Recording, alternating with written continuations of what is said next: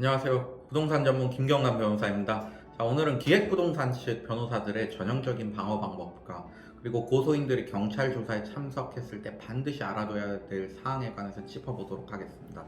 먼저 기획부동산 측 변호사들의 주요한 방어 방법은 크게 두 가지입니다. 첫 번째는 토지 매수인이 이 땅을 매수하면서 속은 것이 없다. 다 알고 토지를 매수한 것이다. 라고 하는 경우도요. 여러분들 토지 매수할 때 매수인들이 볼 수 있는 정보가 뭐가 있을까요? 크게 세 가지밖에 없습니다. 첫 번째는 토지를 실제 가보는 거죠. 어떤 토지는 덩그러니 그 토지만 있는 것이 아니고 주변의 토지의 개발 사항에 따라서 개발 압력을 받고 또한 주변 토지와 유기적으로 주고받으면서 개발을 하게 돼 있습니다.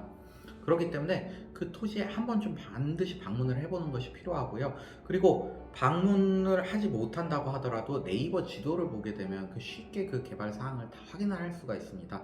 두 번째로 볼 수 있는 것이 토지 등기부 등본입니다. 근데 여러분들이 인터넷 등기소 들어가면 1분 안에 해당 토지 등기부 등본을 발급받아서 볼 수가 있습니다. 그 법률 관계가 나온 등기부 등본을 확인할 수가 있고요.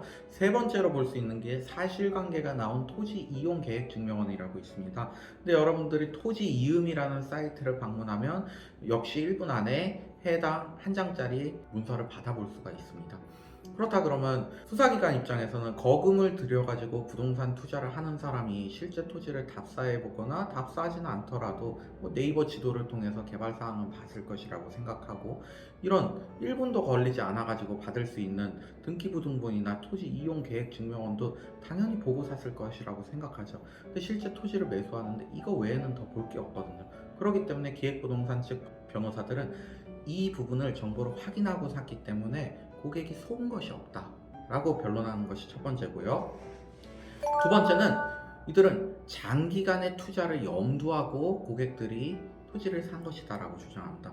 고객들이 돈이 있었으면 평당 5천만 원씩 하는 서초구에 부동산을 매수하였을 것이다.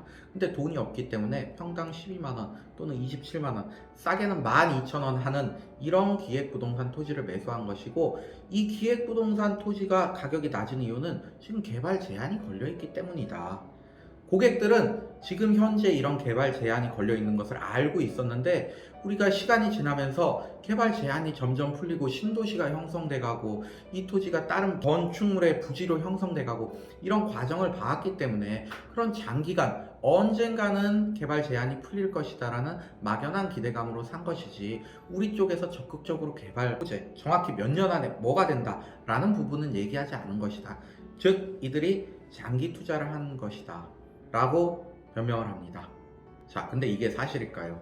자, 기획부동산 토지 매수해 보신 분들 다 아실 거예요. 찾아가면 이거 지금 마지막 한 필지 남은 토지다. 이거 어떤 회사 되게 큰 대기업의 사장님도 매수했고 사장님의 아들도 매수를 했다. 이거 들고만 있으면 저기 평생 노후 걱정을 안 해도 된다. 황금알 땅이다. 이것은 금싸라기 땅이다. 뒤에 3년만 들고 있으면 공이 하나 더 붙는다. 정말 급하다. 지금 매진 임박이다. 이런 소리를 하면서 빠르게 개발될 것이니까 지금 당장 매수해 두라고 하죠. 그렇기 때문에 이거는 이들의 변명은 사실하고는 부합하지 않아요. 문제가 뭐냐? 경찰이나 검찰과 같은 수사기관에서 떠보는 것입니다. 피해자 여러분들이 조사를 들어왔을 때 선생님들 이 땅 가격이 싼데 이거 개발 제한이 있다는 것은 알고 있었죠.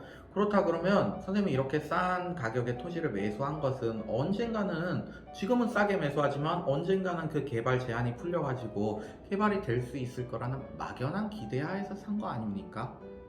근데 아무것도 준비해가지 않은 고객들은 그 말을 들어보고 곰곰이 생각해보고, 네, 제가 그런 거 같기도 하네요 라고 얘기하는 경우가 있습니다. 자, 이렇게 되면 기획부동산 사기고소 다 물 건너갑니다. 보나마나 뒤도 볼 필요도 없이 불기소 처분으로 사건이 종결됩니다. 자, 여러분들이 준비해야 될 게 뭐냐? 그게 여러분들이 실제 접촉을 처음으로 기획부동산 업체 직원들과 접촉을 했을 때 얘기를 굉장히 상세하게 떠올려서 가야 됩니다. 즉, 이 땅을 사두면 몇 년 안에 어떠한 변화가 생겨서 어느 정도의 수익이 생길 것이다. 이 땅을 사두면 당신이 이 땅을 사두면 이 땅은 아파트 부지예요. 옆에 있는 아파트 부지와 그 성상이 똑같아요. 그리고 개발 계획이 이미 화성시청에서 개발을 할 계획이 다 잡혀져 있대요.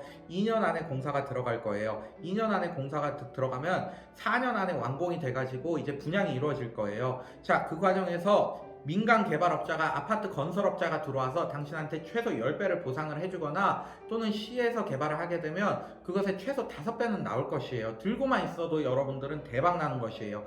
이렇게 얘기한 부분이 분명히 있을 것입니다. 여러분들이 이 사실을 상기하고 나서 내가 시나리오를 짜가지고 준비해서 들어가서 경찰한테 아주 자신 있는 목소리로 얘기를 해주시면은 저는 요새 분위기 속에서 기획부동산 사기 고소 100% 성공한다고 생각합니다.